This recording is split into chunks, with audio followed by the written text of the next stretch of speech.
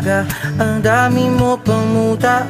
Kukunin na agad ang kamera, sabay kukuha ng litrato kahit di pa nagsipilyo. Pakuha lang ang tama mong anggulo. Ayoko niyan, burahin mo yan. Ang taba ko yata dyan, ito na lang. Kasi naman, mas mukha akong payat na tignan. Sabay caption ng magandang umaga dyan.